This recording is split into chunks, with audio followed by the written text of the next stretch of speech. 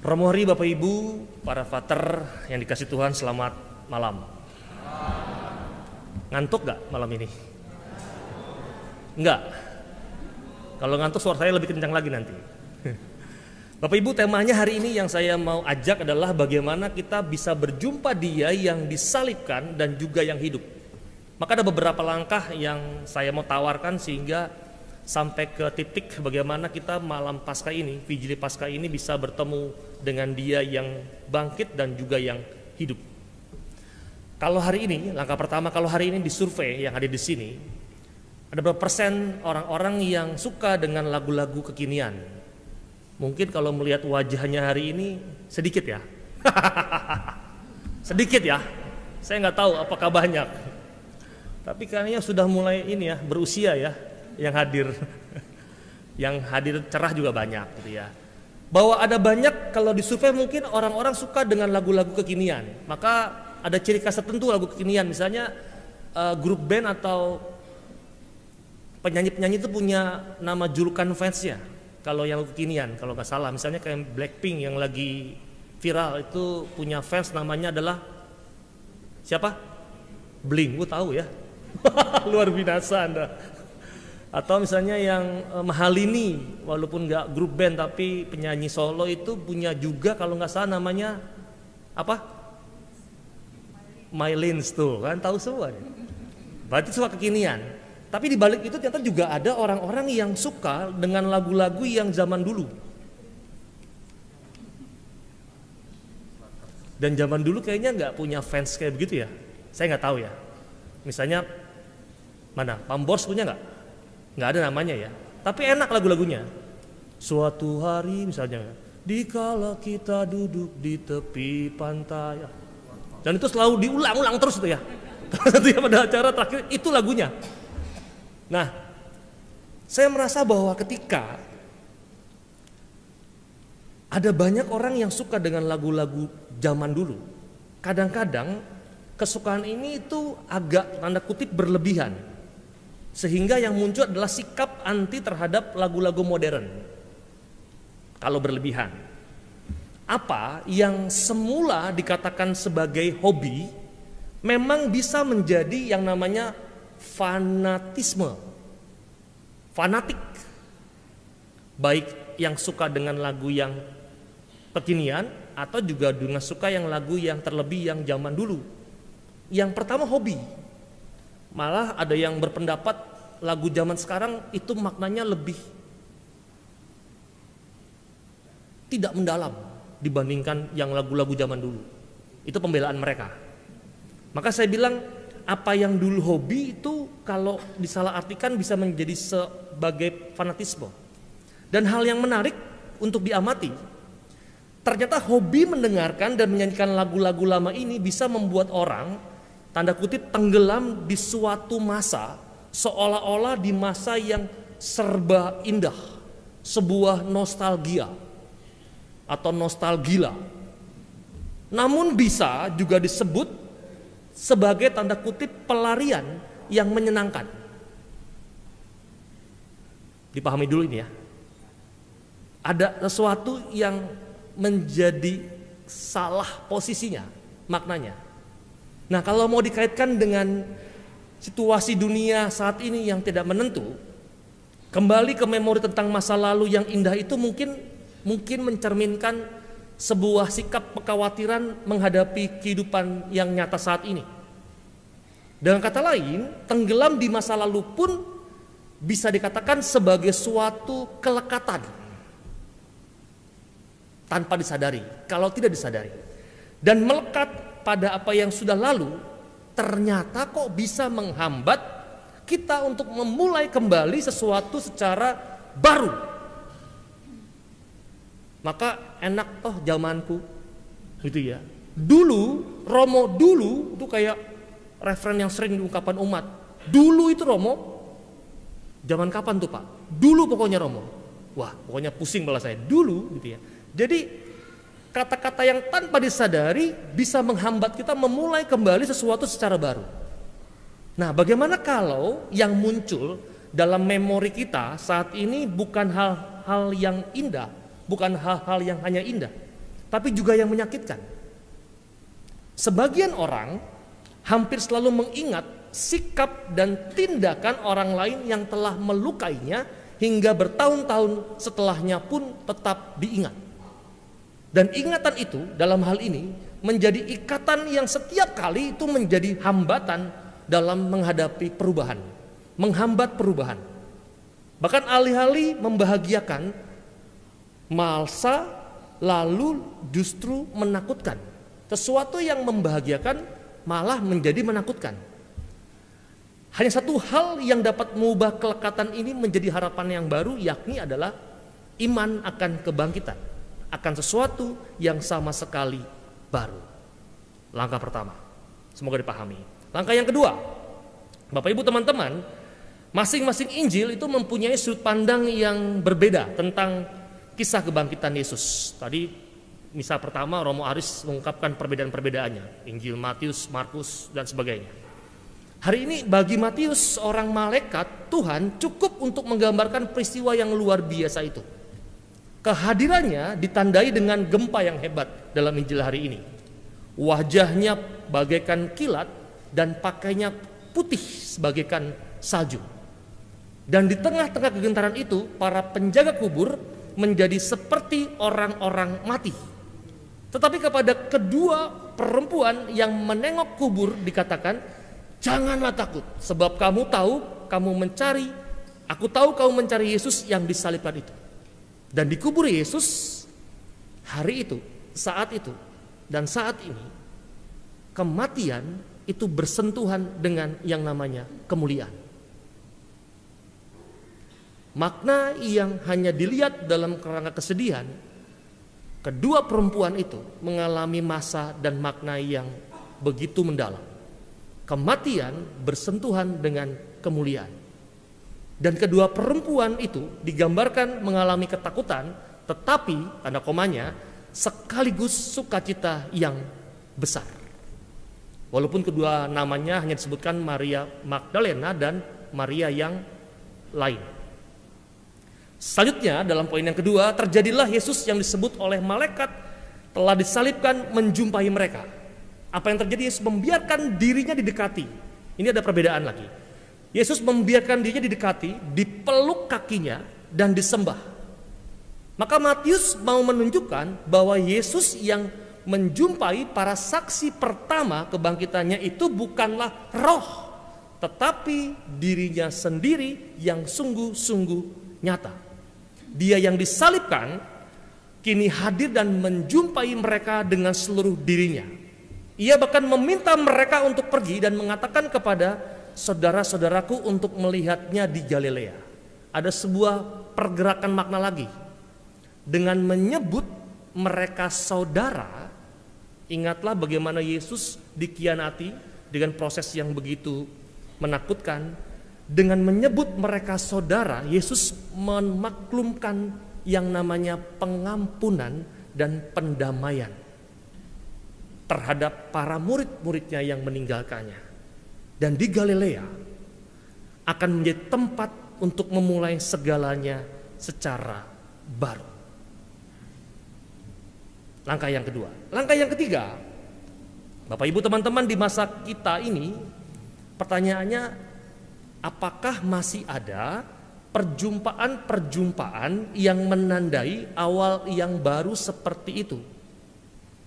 Apakah ada perjumpaan-perjumpaan saat ini dalam kehidupan real kita sehari-hari menjadi perjumpaan yang menandai sebuah awal yang baru? Kesempatannya memang selalu ada dan tidak pernah dikatakan tidak pernah ada. Kesempatan selalu ada. Tapi mengapa tidak terlihat? Mungkin kita terlalu nyaman di dalam yang namanya nostalgia itu.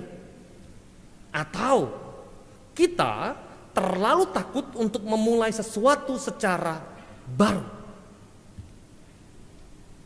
Maka nyaman terhadap nostalgia itu atau takut memulai secara baru, kedua mentalitas ini membuat kita sulit untuk bertahan dalam komitmen. Dan karena lekat pada masa lalu, misalnya orang tiba-tiba mundur dari pelayanan, dan situasi yang kini dianggapnya tidak sesuai lagi dengan motivasi awal. Bagaimana kalau ternyata itu hanya sebuah dahli dalam hidup kita karena kita tidak mau bertumbuh? Dan lebih banyak lagi pengalaman kita dalam relasi yang memperlihatkan bahwa kita tidak mau hidup secara realistis di masa kini. Misalnya, saya masih mendapati mengapa kita harus salah tingkah ketika berjumpa dengan orang yang kita anggap pernah melukai hati kita. Karena kita tidak rela untuk memulai lagi relasi secara baru. Jangan-jangan kita membiarkan diri terpenjara dalam masa lampau atau juga dalam idealisme yang tidak masuk akal. Ini yang agak berat dalam hidup sekarang. Sepertinya idealis kita tuh benar, tapi sebetulnya melukai banyak orang. Kesannya idealis kita tuh idealis yang penuh dengan kedalaman, tetapi sebetulnya idealis yang tidak pernah masuk akal. Dan iman akan kebangkitan hanya mungkin saat kita siap berelasi dengan Yesus yang disalibkan. Langkah yang berikutnya, dalam bacaan yang kedua, dalam kitab Keluaran, mungkin saya mengecap-ngecap, mungkin tidak ada kisah yang sedemikian kuat melukiskan keteguhan Tuhan untuk membebaskan Israel dari perbudakan dari Mesir. Kemuliaan Tuhan tampak dalam tiang api dan awan, serta menggetarkan pasukan Firaun ketika membelah Laut Merah guna memberi jalan kepada umat Israel hingga melaluinya dengan selamat. Dan perbuatan dahsyat Tuhan tetap terjadi kendati pun bangsa Israel selalu bersungut-sungut dan tidak setia. Artinya apa? Ini terrefleksikan dalam perjalanan Prapaskah kemarin. Artinya, teman-teman, Bapak Ibu, Tuhan tidak akan kalah terhadap penolakan dan pemberontakan apapun. Ia akan selalu menciptakan saat yang baru, lagi dan lagi, terus dan terus, sampai kita merasa siap untuk berdamai lagi dengannya. Maka kisah penciptaan dalam kitab Kejadian adalah lambang diperbaruinya kembali hidup dan relasi kita dengan Tuhan. Dan langkah yang terakhir, akhirnya, sebagai sebuah pertanyaannya, apakah kita termasuk orang yang suka bertahan dalam bayangan indah masa lalu? Atau selalu ingat kelakuan orang lain yang membuat kita terus-menerus terluka? Kedua memori ini ternyata menghalangi pengalaman perjumpaan dengan Yesus yang tersalib namun kini hidup.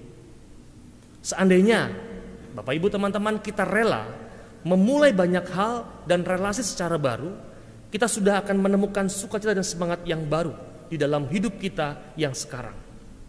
Seperti para saudara-saudara kita yang dibaptis juga pada malam Paskah ini, kita juga disebut oleh Yesus sebagai saudara-saudaranya sendiri.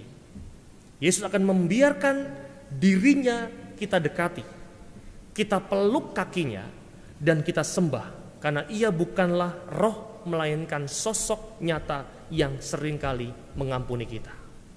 Maka malam hari ini, Bapak Ibu, teman-teman yang terkasih, kita diajak untuk memulai segala sesuatu secara baru. Jangan takut, sebab ia yang disalibkan itu sudah mendahului kita masuk ke dalam kenyataan kita sehari-hari.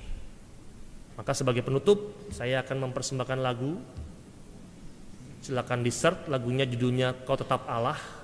Malam Paskah ini, apapun respon kita terhadap Allah, Allah akan tetap sebagai Allah kita.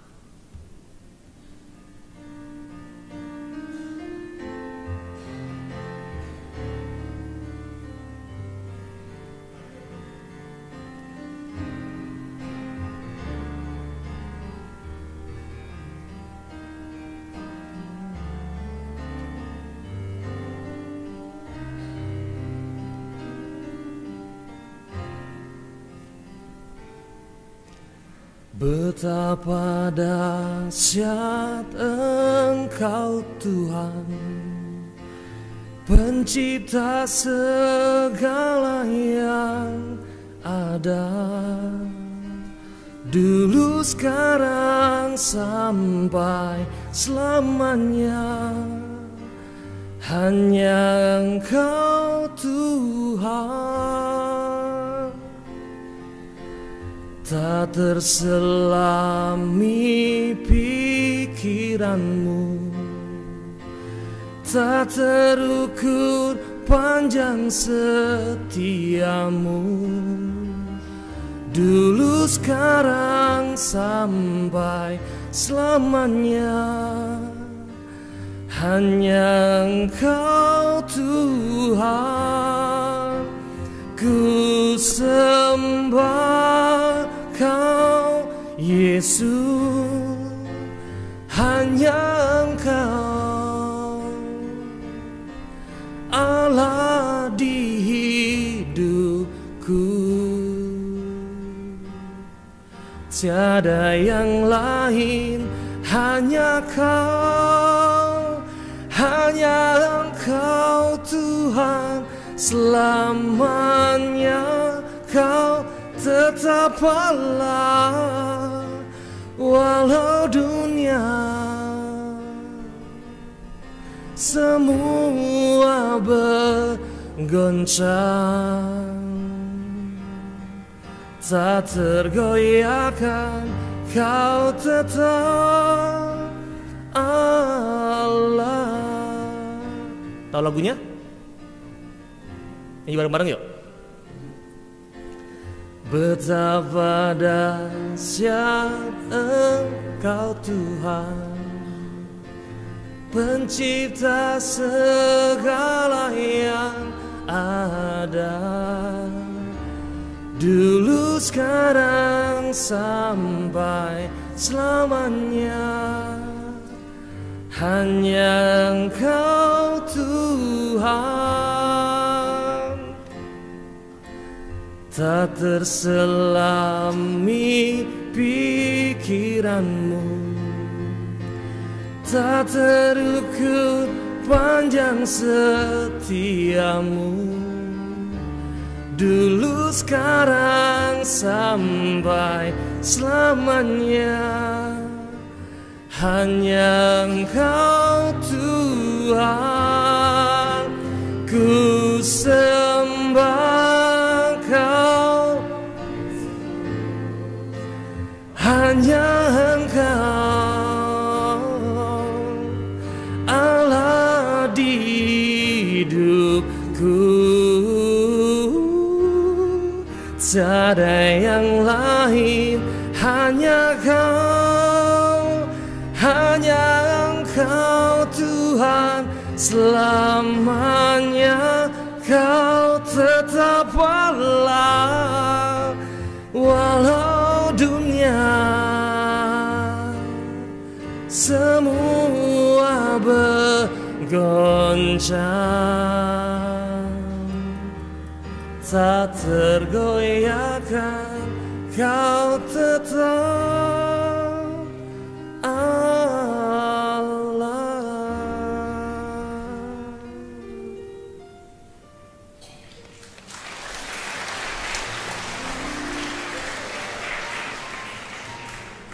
Kita sejenak, kita mohon rahmat Allah supaya sungguh kita semua yang berproses, yang berjuang untuk bisa berjumpa dengannya yang disalibkan dan hidup itu sungguh membawa dampak yang baik untuk hidup kita, menguatkan seluruh perjalanan proses kehidupan kita, dan pada akhirnya membuat kita sebagai para murid-muridnya tahu bersyukur dan percaya dan berani menjadi saksi Tuhan sendiri.